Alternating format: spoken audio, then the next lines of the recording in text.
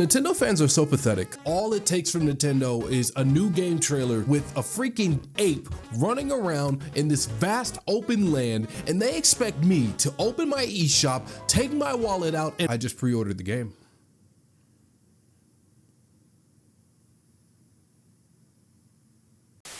When it comes to Nintendo presentations, I usually temper my expectations because, well, when you give a 15-minute direct for something, it's usually Nintendo trying to chill out and make this game look as best as it possibly can just before release. But with the Donkey Kong game, I'm feeling a little bit different. This game's looking kind of spicy. If I'm honest with everyone though, I think the Pauline reveal would have been better if it hadn't been announced, but we all kind of knew that Pauline was going to be in the game.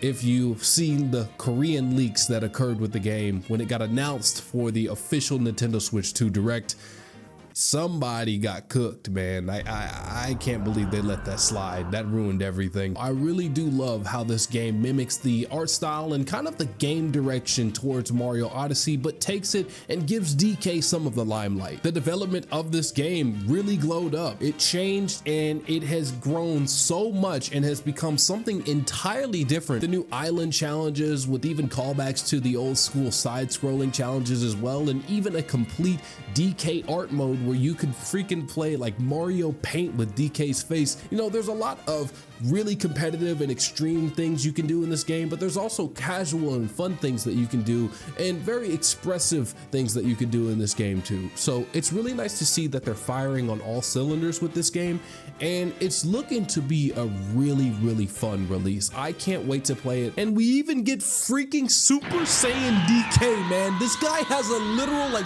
limit break going on with multiple different forms. I wasn't expecting that. One biggest thing that I'm hoping for out of this whole game though is that the game is truly seamless. You know, with Mario Kart World, they wanted to make a seamless experience on Nintendo Switch 2 because apparently the hardware could handle it.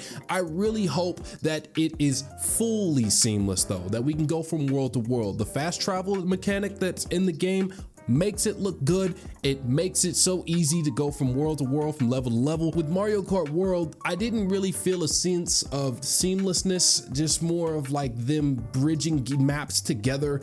If you play free roam, I guess you feel this sense of seamlessness, but if you go to a lot of online aspects, there's a lot of menus and loading screens that you have to go through. It just doesn't feel all that seamless as they were advertising it originally when they were hyping up the release of Nintendo Switch 2. The only two things that I really didn't like from this trailer though is, and it sucks to say it, but it's gonna be the co-op and the Amiibo. The co-op is something that you really play on couch, you know, with your loved one who's not really good at gaming. I think that, you know, if you have a loved one out there who is not that experienced, that doesn't really play video games all that well, or maybe even will get nervous with video games, this is a perfect thing to play for them because they can control Pauline and aid you in certain ways while you play DK, or vice versa, but they're probably not going to play DK because that's a little complicated. Pauline, in this game at least, is very simple. She's very short, she's very easy to use.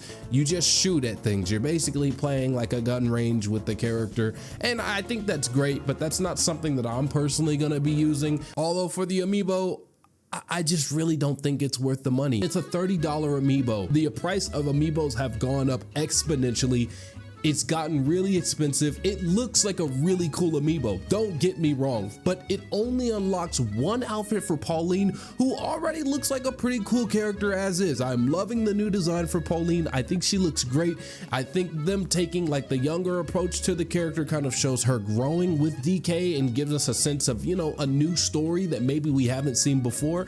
But outside of that, when you use the Amiibo, you only unlock like different materials, which I guess is good for someone who has Amiibo, but I do not have Amiibo like that to be warranting, you know, the success and buying another one. The ability to play this game with Nintendo Switch 1 players is really freaking cool. I thought Nintendo was done with supporting Nintendo Switch 1. You know, I have made a lot of videos talking about Nintendo moving away from the console and that they're probably want to get away from it as fast as possible, but with them being able to do the game sharing from Nintendo Switch 2 and letting that be the main driver for all the power enough to send it to Nintendo Switch 1 is really freaking neat. And the ability to game share through the Nintendo chat room system that they've built is really nice as well. So really good accessibility options for playing with friends, and that just opens the door for more future Nintendo first party and third party titles to have access to this new game sharing feature. This Direct determined if I was gonna get the game or not, and I've seen enough personally to warrant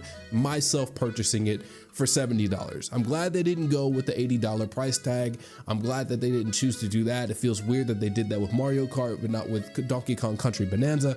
The game doesn't feel predatory in a sense of going at your wallet. And I think personally, I'm gonna get a lot of playtime out of this game, and it's gonna be something that holds me over until we have hopefully an eventual Nintendo Direct that leads to us getting even more amazing first party titles from Nintendo. I wanna know what y'all think about this though. Do you like the Donkey Kong Bonanza Direct? Are you gonna purchase the game? And what are some goods and bads about this? I would love to know it down in the comments below. As always, thank everyone for your support recently. I really appreciate the love we've been getting on the channel, and I can't wait to share more amazing videos with you as well. Thanks for watching, and take it easy.